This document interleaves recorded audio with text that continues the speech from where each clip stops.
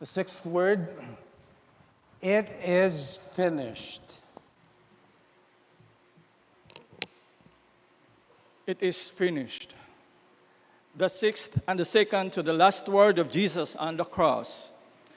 His body was hung on the cross for nearly 3 hours.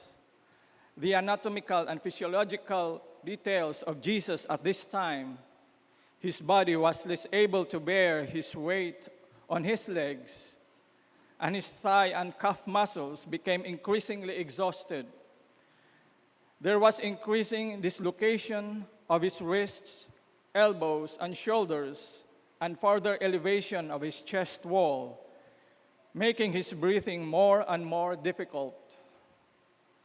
Within minutes of crucifixion, he became severely short of breath. Though suffering and short of breath, yet love covers the agonizing pain. His love to the Father above all, and the love to all mankind that uttered him to say these words that brought us salvation, it is finished. The Greek word for this is tetelestai, meaning debts been all paid. The word was a common one and was used by merchants to mean the price is all paid. Shepherds and priests used it when they found a perfect sheep ready for sacrifice, and Christ died as the perfect Lamb of God. Servants, when their work was completed, would use this word when reporting to their masters. Christ, the obedient servant, had finished the work the Father gave him to do. Christ willingly and voluntarily gave up his life. He laid down his life for his friends.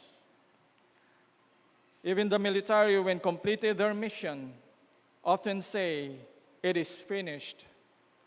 Jesus was sent by the Father for a mission as the Messiah to proclaim the good news to the poor, freedom for the prisoners, and recovery of sight for the blind, to set the oppressed free, to proclaim the favorable year of the Lord. It is finished, that is, the malice and enmity of his persecutors had now done their worst when he had received that last act that dishonored him. In the sour wine they gave him, he said, "This is the last. I am now going out of their reach, where the wicked cease from troubling."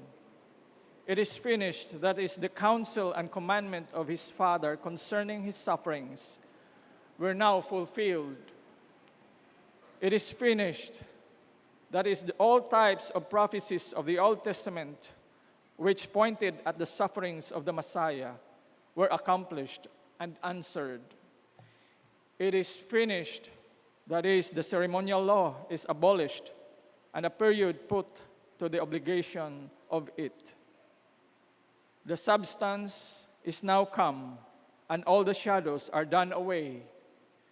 Just now the veil is rent, the wall of the partition is taken down, even the law of commandments contained in ordinances. It is finished, that is, sin is finished, and an end made of transgression by the bringing in of an everlasting righteousness. It is finished, that is, his suffering were now finished, both those of his soul and those of his body. The storm is over, the worst is past. All his pains and agonies are at an end, and he is just going to paradise, entering upon the joy set before him. Let all that suffer for Christ and with Christ comfort themselves with this, that yet a little while, and they also shall say, "It is finished." It is finished, that is, his life was now finished. He was just ready to breathe his last, and now he is no more in this world. It is finished, that is, the work of man's redemption and salvation is now completed.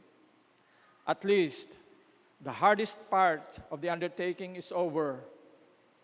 A full satisfaction is made to the justice of God, a fatal blow given to the power of Satan, a foundation or a fountain of grace open that shall ever flow, a foundation of peace and happiness laid that shall never fail.